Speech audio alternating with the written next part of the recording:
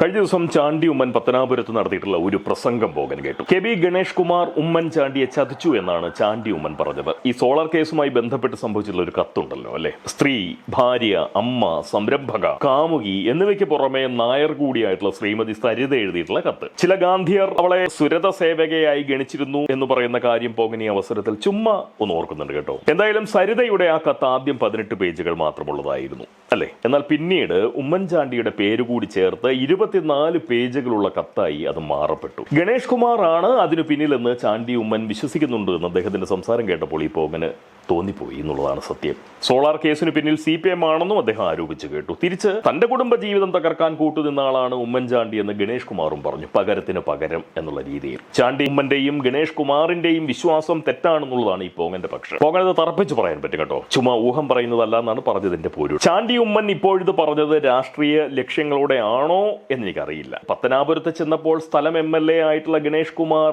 ഓർമ്മയിലേക്ക് വരാം. ആ നേരം വളരെ സ്വാഭാവികമായി ചാണ്ടി ഉമ്മൻ അത് പറഞ്ഞതാവാം. ആണെങ്കിലും അല്ലെങ്കിലും ഗണേഷ് കുമാർ ഉമ്മൻചാണ്ടിയെ വഞ്ചിച്ചു എന്ന് ആത്മാർത്ഥമായി ചാണ്ടി ഉമ്മൻ വിശ്വസിക്കുന്നുണ്ട് എങ്കിൽ ആ വിശ്വാസം തെറ്റാണെന്നാണ് ഞാൻ പറയുന്നത്. തന്നെ പീഡിപ്പിച്ചവരുടെ കൂട്ടത്തിലേക്ക് സരിത മുഖ്യമന്ത്രിയായിരുന്ന ഉമ്മൻചാണ്ടിയെ നാമനിർദ്ദേശം ചെയ്തത് ഗണേഷ് കുമാറിന്റെ അറിവോ സമ്മതത്തോടെയോ അല്ല. ഗൂഢാലോചന നടത്തിയത് CPM അല്ല. അത്തരമൊരു സാഹചര്യം ഉയർന്നു വന്നപ്പോൾ അതിനെ CPM രാഷ്ട്രീയ നേട്ടത്തിനായി വളരെ ഫലപ്രദമായി ഉപയോഗിക്കുക മാത്രമാണ് ചെയ്തിട്ടുള്ളത് എന്നുള്ള ഒരു വിശ്വാസമാണ്, ഒരു ബോധ്യമാണ് എനിക്കുള്ളത്. അതിൽ അവരെ കുറ്റം പറയാനും പറ്റില്ല. അധികാരം ലക്ഷ്യമിട്ട് പ്രവർത്തിക്കുന്ന ഏത് രാഷ്ട്രീയ പ്രസ്ഥാനവും പ്രതികൂലമാവുന്ന സാഹചര്യത്തെ പോലും അനുകൂലമാക്കാൻ പരിശ്രമിക്കും അല്ലേ. എന്തായാലും ഗണേഷ് കുമാർ ഈ വിഷയത്തിൽ ഒരു ഇര മാത്രമാണ് എന്ന് പറയുന്ന ഒരു അഭിപ്രായമാണ് പോകാനുള്ളത്. ഇതൊന്നും ഞാൻ ഊഹിച്ച് പറയുന്ന കാര്യമല്ല കേട്ടോ. 2012 ഒടുക്കം കേരളം സരിതയെ കേൾക്കുന്നതിന് മുന്നേ സരിതയെ പറ്റി അറിയാനും അതുപോലെ തന്നെ ഗണേഷുമായി അവർക്കുള്ള ബന്ധം മനസ്സിലാക്കാനും കഴിയുന്ന ഒരു സാഹചര്യം എന്റെ ജീവിതത്തിൽ വന്നുപെട്ടു. ഞാൻ അത് കേട്ട സമയത്ത് സ്വാഭാവികമായും അതിൽ സത്യമുണ്ട് എന്ന് വിശ്വസിച്ചിരുന്നില്ല. തൽക്കാലം ഞാനതിവിടെ വിശദീകരിക്കുന്നുമില്ല, കാരണം അതിന് വലിയ പ്രസക്തിയില്ല എന്നുള്ളത് കൊണ്ടാണ്. അതെന്തായാലും ഒരു മാസത്തിനകം സരിതയെ കേരളം അറിഞ്ഞു. രക്തം പുരണ്ട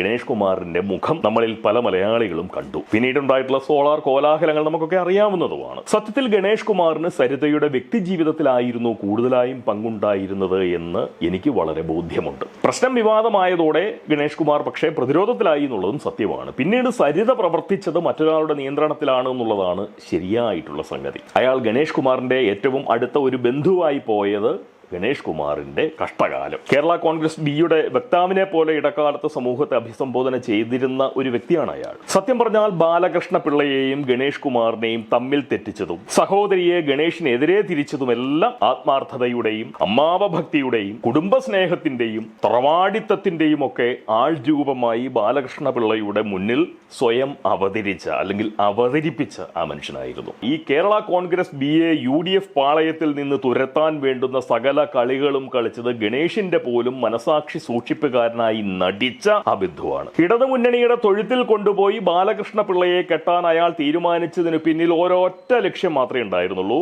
ആദ്യം ഒരു MLA പദവി, ഭാവിയിൽ സ്വന്തം ചന്തിക്കൊരു മന്ത്രി കസേര. ഇതായിരുന്നു ആ കൗശലക്കാരന്റെ ഉന്നമെന്നുള്ള കാര്യം ഉറപ്പ്. UDFന്റെ കൂടെ നിൽക്കുന്നിടത്തോളം തന്റെ മോഹം സാധിക്കില്ല എന്ന് അയാൾക്ക് വളരെ നന്നായിട്ട് അറിയാമായിരുന്നു. ആദ്യം പിള്ളയെയും ഗണേഷിനെയും തമ്മിൽ തെറ്റിച്ചു. പിന്നെ ഗണേഷിന്റെ അഭിഹിതത്തിനിട്ട് അള്ളുവെച്ച് ആ മനുഷ്യന്റെ ജനപ്രീതി ഇടിച്ചു.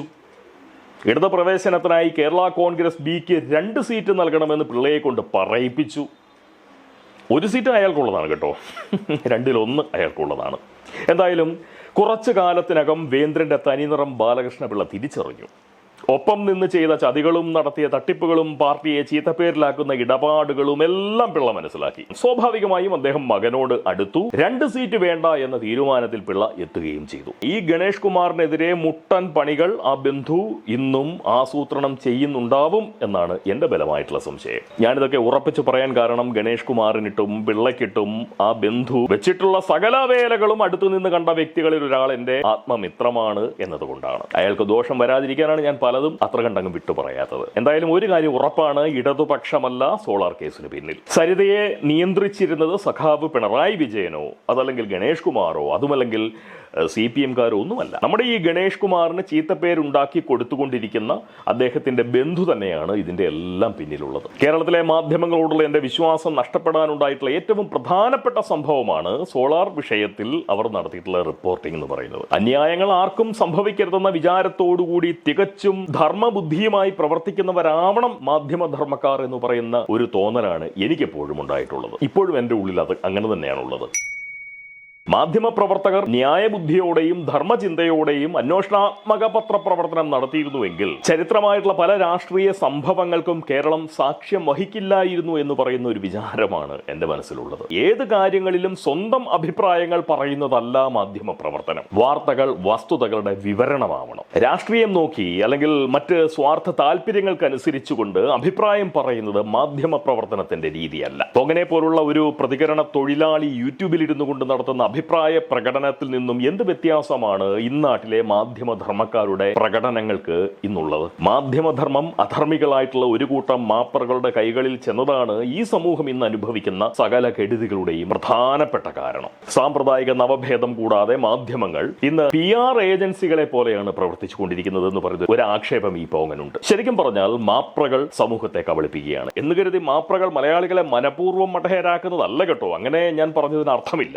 അവർക്ക് അതിനുള്ള ആപതേ ഉള്ളൂ, അത്രേ ഉള്ളൂ. ഉപജീവന മാർഗത്തിനുള്ള വഴികളിൽ ഒന്ന് മാത്രമാണ് നമ്മുടെ മാപ്രകൾക്ക് മാധ്യമ പ്രവർത്തനം. ഒരു തൊഴിൽ, കുടുംബം പോറ്റാനുള്ള ഒരു തൊഴിൽ. അല്ലാതെ ജനാധിപത്യത്തെ താങ്ങി നിർത്തുന്ന 3 തൂണുകൾക്കും ബലം പകരേണ്ട 4ാം തൂണുകാരാണ് തങ്ങളെന്ന് വിചാരിക്കാനുള്ള പൗരബോധമൊന്നും ഇക്കാലത്തെ മാപ്രകൾക്കില്ല. ഉണ്ടായിരുന്നെങ്കിൽ ഇതൊന്നും ഇങ്ങനെ ആവില്ല. പിന്നെ ഉമ്മൻചാണ്ടി കുടുംബജീവിതം തകർത്തു എന്ന് പറയുന്ന ഗണേഷ് കുമാറിന്റെ വിശ്വാസവും തീർച്ചയായിട്ടും തെറ്റാണ് കേട്ടോ. സ്വന്തം സദാചാര ബുദ്ധിക്ക് സംഭവിച്ചിട്ടുള്ള ചില ച്യുതികളാണ് ഗണേഷ് കുമാറിന് അബദ്ധമായി പോയിട്ടുള്ളതെന്ന് പറയുന്ന ഒരു വിശ്വാസമാണ് എനിക്കുള്ളത്. പക്ഷേ ഗണേഷ് കുമാറിനെ അക്കാര്യത്തിൽ ഞാൻ ഒട്ടും തന്നെ കുറ്റം പറയില്ല. കാരണം ആ മനുഷ്യൻ ഒരു സ്ത്രീയെയും ബലാത്സംഗം ചെയ്തിട്ടില്ല, പറഞ്ഞു പറ്റിച്ചിട്ടില്ല. ഈ സരിത പോലും ഗണേഷിനെതിരെ പരാതി പറഞ്ഞിട്ടില്ല. തൽപര കക്ഷികളോട് താല്പര്യമുള്ള പക്ഷം പരസ്പര സമ്മതത്തോടെ ബന്ധം പുലർത്തുന്നത് തെറ്റായി പറയാൻ പരിഷ്കൃത ബുദ്ധിയുള്ളവർക്ക് സാധിക്കില്ല. പോങ്ങൻ ഇക്കാര്യത്തിൽ അല്പം പരിഷ്കാരിയുമാണ്. ജീവിത പങ്കാളിക്ക് തന്റെ ഇണയുടെ ലൈംഗിക പങ്കാളികളെ അംഗീകരിക്കാൻ പറ്റില്ല എങ്കിൽ ബന്ധം മുറിയുക സ്വാഭാവികമല്ലേ? അത് സ്വാഭാവിക സംഗതി മാത്രമാണ്. എന്തായാലും ഒന്നിലേറെ ലൈംഗിക പങ്കാളി ഉണ്ടാവുന്നത് കുറ്റമോ കുറവോ ഒന്നുമല്ല. എങ്കിലും സമാധാന സുന്ദരമായിട്ടുള്ള ദാമ്പത്യ ജീവിതത്തിന് ജീവിത പങ്കാളി തന്നെ ലൈംഗിക പങ്കാളിയാകുന്നതാണ് നല്ലതെന്ന് പറയുന്ന ഒരു അഭിപ്രായം തീർച്ചയായിട്ടും പോകാനുണ്ട്. അതെന്തായാലും ഗണേഷ് കുമാറിന്റെ ദാമ്പത്യ ജീവിതത്തിലേക്ക് അവിഹിത ബന്ധത്തെ വലിച്ചിട്ടത് ആ ബന്ധുവിൻ്റെ കൗശല ബുദ്ധിയാണ് എന്ന് പറയുന്ന ഒരു വിചാരമാണ് എനിക്കുള്ളത്.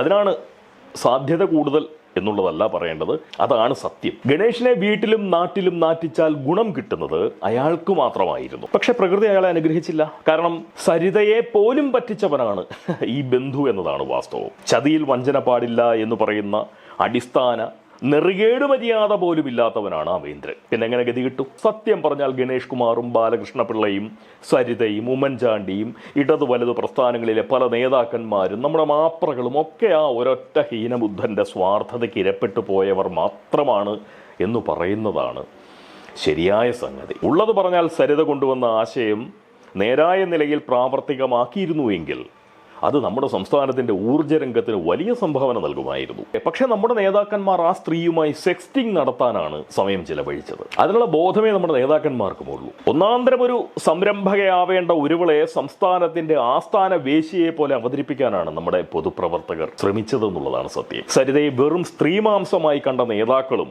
അണിയാന്മാരും മാപ്രകളുമൊക്കെയാണ് നമ്മുടെ ശാപം, ശരിയായ ശാപം. അതുപോലെ തന്നെ മാധ്യമങ്ങൾ പറയുന്നതൊക്കെ അപ്പാടെ വിഴുങ്ങുന്ന നമ്മളും നമുക്ക് ഉപദ്രവം തന്നെയാണ്.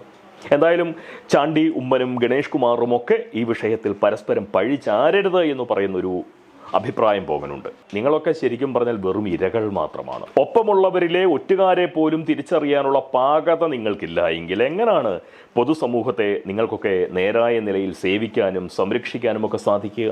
കഴിഞ്ഞത് കഴിഞ്ഞു.